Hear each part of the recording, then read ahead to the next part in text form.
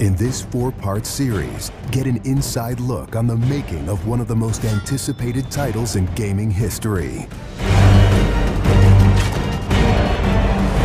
This is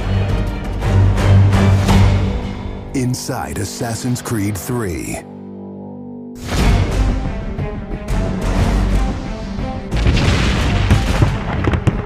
Something we really wanted to emphasize was the sheer brutality of combat in the period. We've all seen the paintings of the Revolution, and death is glorified, death is angelic, but it wasn't that way on the battlefield. It was a brutal conflict. It feels that you're constantly going through dynamic fights, and that's not something technically we could do in the past. So it was like a personal challenge on the team to say, no, I think we can do this.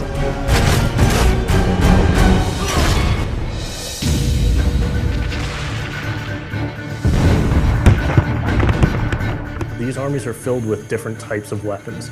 So, you have everything from muskets, you have grenadiers, you have guys with boarding axes. Being shot by a musket would be an awfully painful way to go. The caliber size of the ball was at least 3 or 4 times as large as anything that any modern military is using today.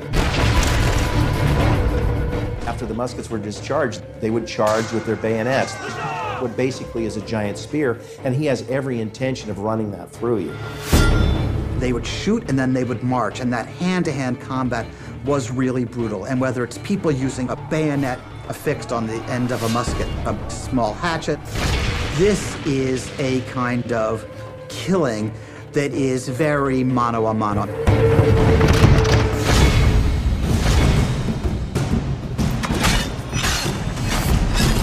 All the animations, all the weapons are brand new.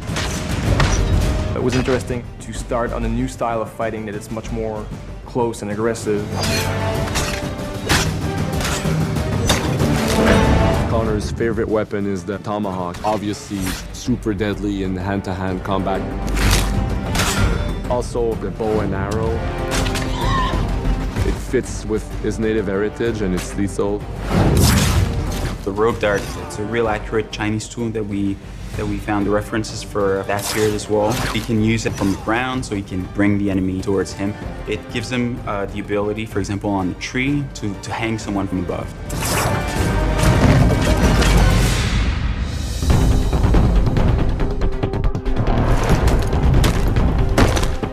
In Assassin's Creed 3, the one thing that we decided to do is to revamp the fight system from scratch.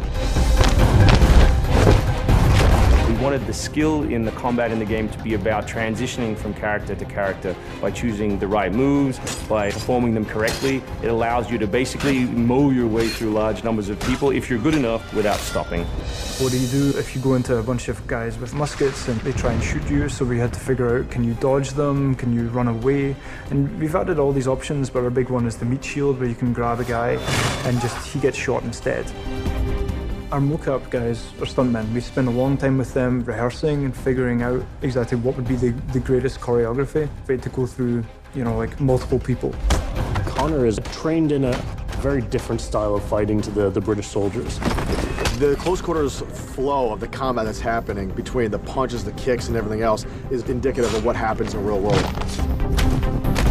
I'm very impressed by the moves that they do. It's cool to see push kicks and axe kicks and different sort of takedowns that are done correctly and very believable when they're done. Right hand right, punch to the face, boom, to the throat, to the groin, finish with boom. This is something new for us that we're really proud of. It's fast, it's fluid, and you go through these guys like butter.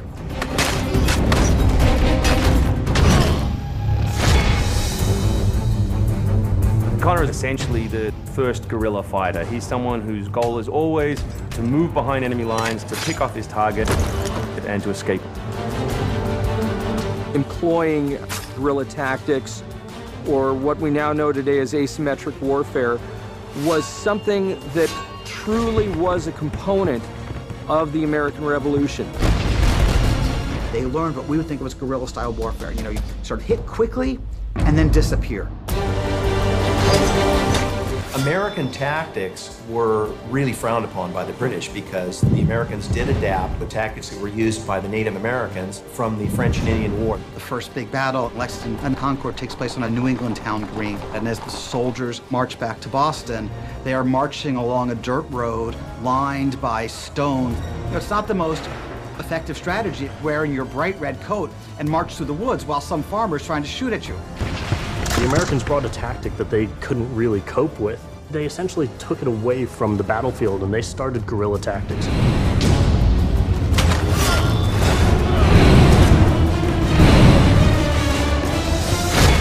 Next time on Inside Assassin's Creed 3, the hero behind the war. Connor is the hero of the American Revolution.